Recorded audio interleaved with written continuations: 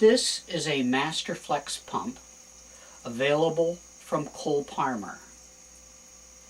It will be used to make pumped emulsions that are much more complex than the syringe-made emulsions shown in another portion of this tutorial.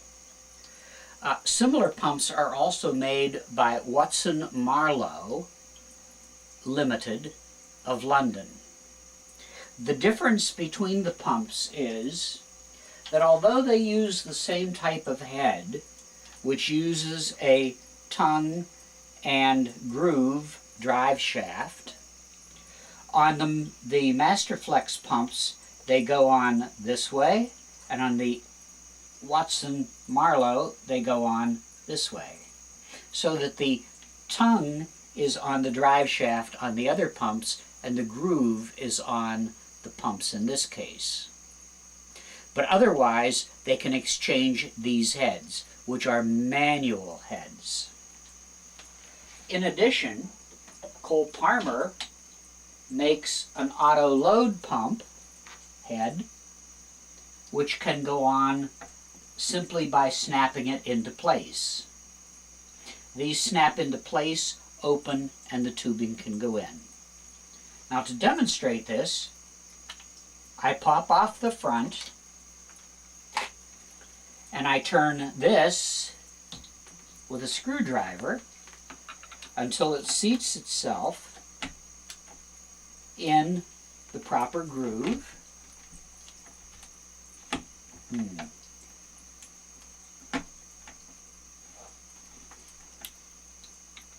And it is a little bit tricky to get in.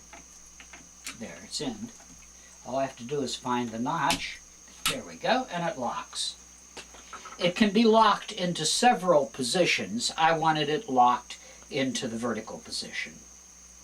You can tandem up to 3 of these pumps to deliver 3 different solutions. Now, there are a number of problems with a peristaltic pump that I'd like you to see. Opening this up, you can see that a peristaltic pump consists of rollers. This pump is transparent and you can actually see the rollers inside. In fact, you can split it open because that's how you load it, and it splits into 2 pieces in which you can actually see the rollers.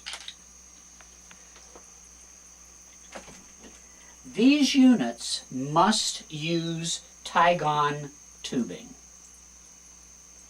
If you use anything stiffer than Tygon tubing, the rollers will proceed to roll, but nothing will flow. Basically, the way you would set your unit up is to take some Tygon tubing, place a feed and exit portion of tubing over the roller into the guide, making sure it's vertical, and you lock it in place. And if you turn it on with one end in water, you can see it immediately begin to pump fluid. And there it goes. Immediately apparent is the pulsing nature of a peristaltic pump because it runs by virtue of rollers. The solution to that is fairly straightforward.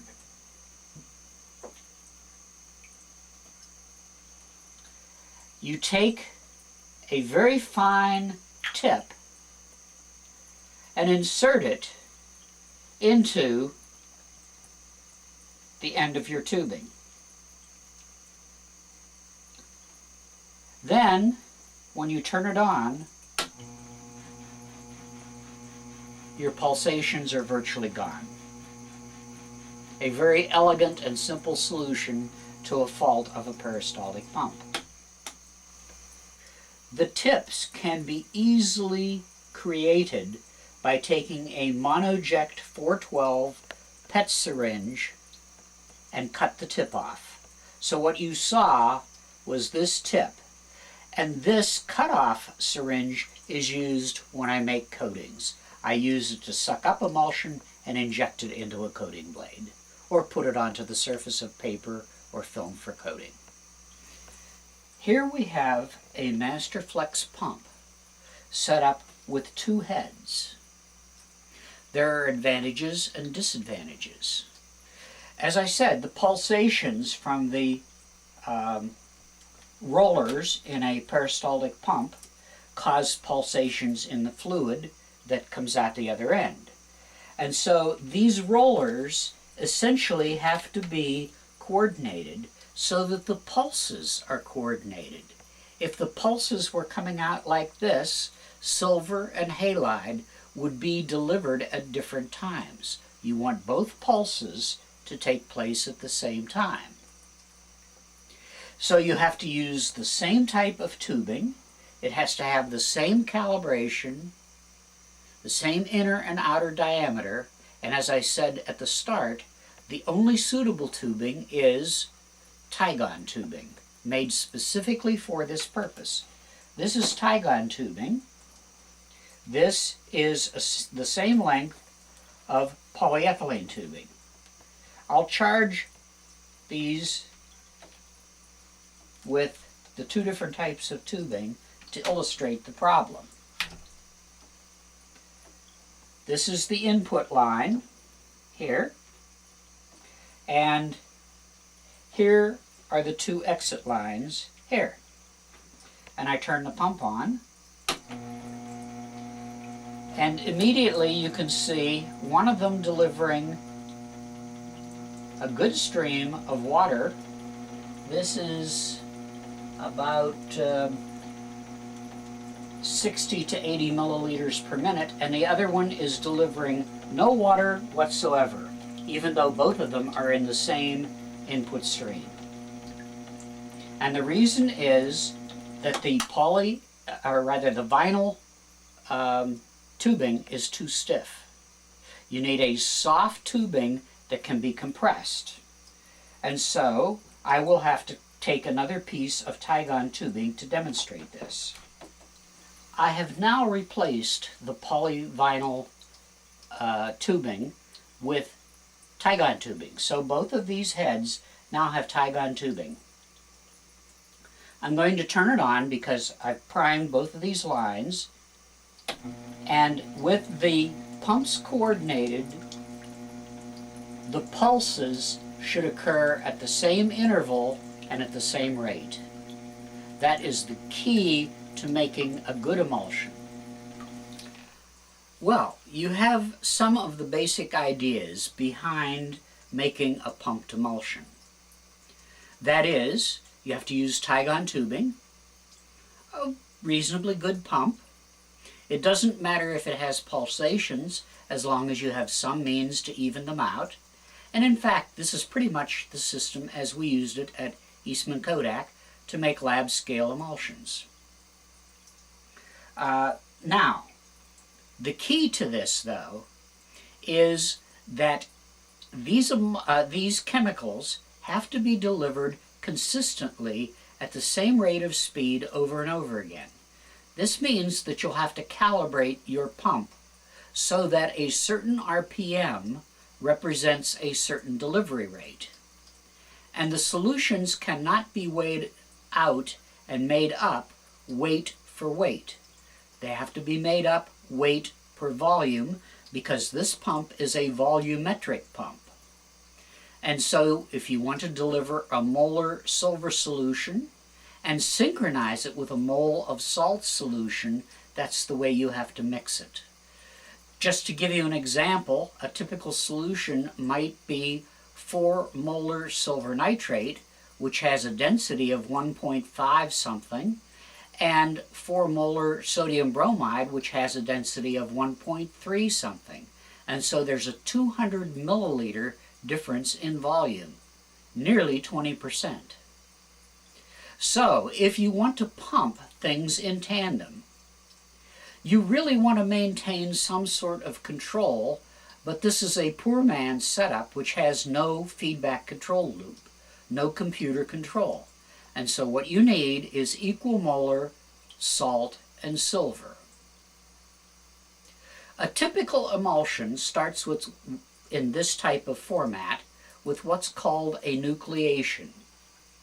You pump very dilute silver and salt, say 4/10 molar, into a pot with sodium bromide or some other halide at a given temperature with about 2% gelatin if you want a coarse grain emulsion, or 10% gelatin if you want a fine grain emulsion.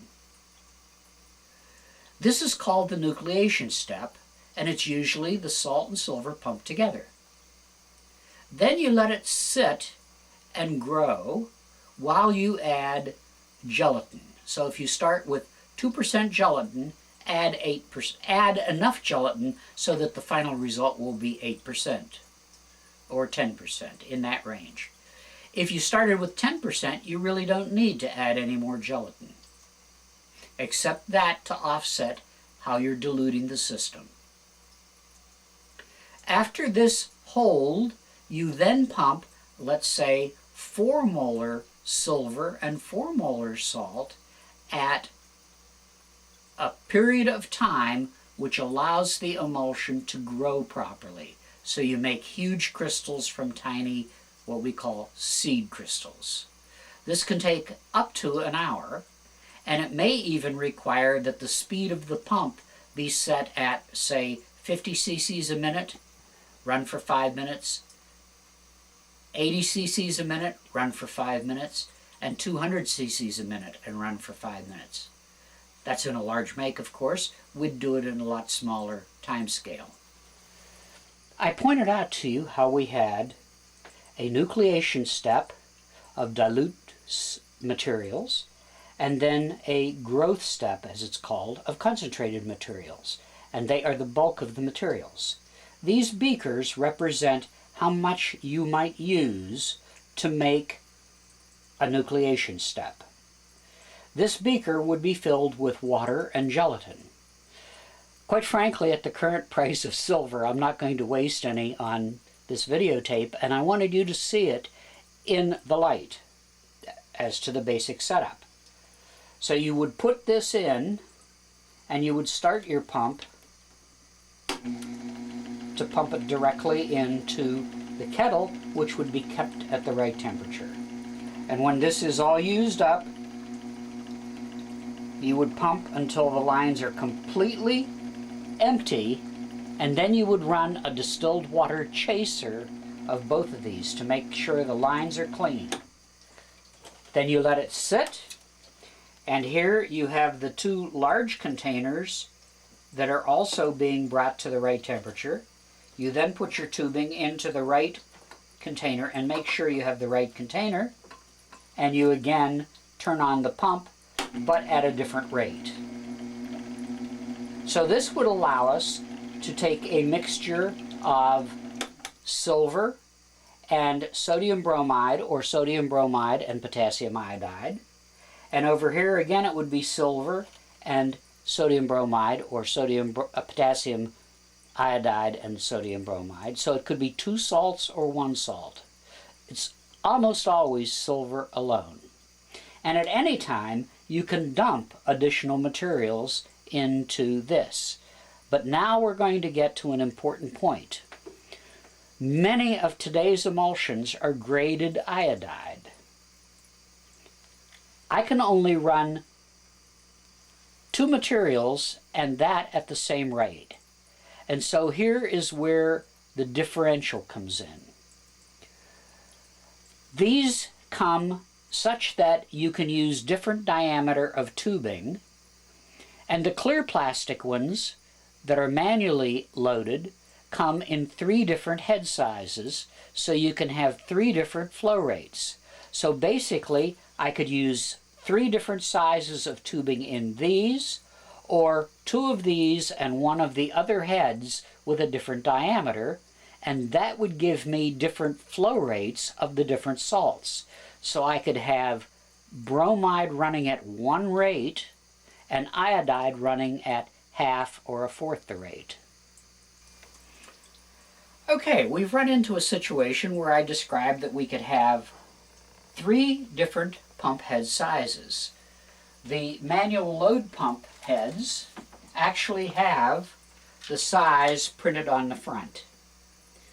So it tells you what size of tubing it will take. You have to have 1 head for each size tubing. Whereas for these, as I said before, they will take different sizes of tubing and they adjust themselves. And you can have different flow rates. But now here's a particular situation. What if you want the iodide to go down such that you have 100% iodide in the core of the emulsion and no iodide on the shell?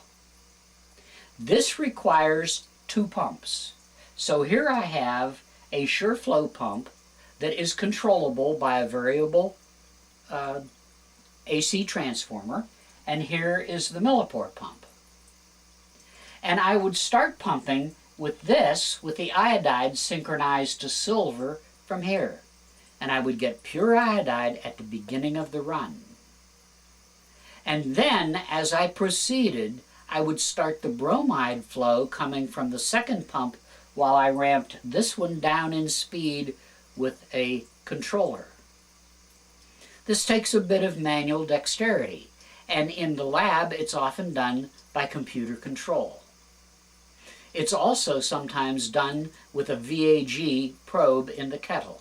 Since we have none of this, all you have to do is set up everything to run with water, run water runs several times, which is what I've been doing here. And then after you have everything done, then you put it into practice in the dark. And so the key to making complex pumped runs is practice in the light so that you don't mess up in the dark. One last thing that I'd like to bring to your attention is the fact that the Tygon tubing used here has a lifetime of about 15 running hours in the millipore or Masterflex pump. And then you have to move it left or right past the rollers because the continuous roller flexing of the plastic destroys its elasticity and the flow rate changes. And what you have to do is continually recalibrate the tubing to make sure you're getting the right flow rate. With these general techniques, you should be able to make T-grains up to 10 microns in diameter, very clean, with up to 10% iodide, and the iodide can be graded from 100% in the core to 0% on the surface. When you wish to make a tandem pump setup with this style of pump head, this style of screw is used for just 1 head, but this multi-head set included with this head is useful for putting 2 of these together. With that setup and the mounting plate for these auto loads, you can actually run up to 4 pump heads at a time for very complex addition of materials. This can accomplish some very exotic emulsion preparation.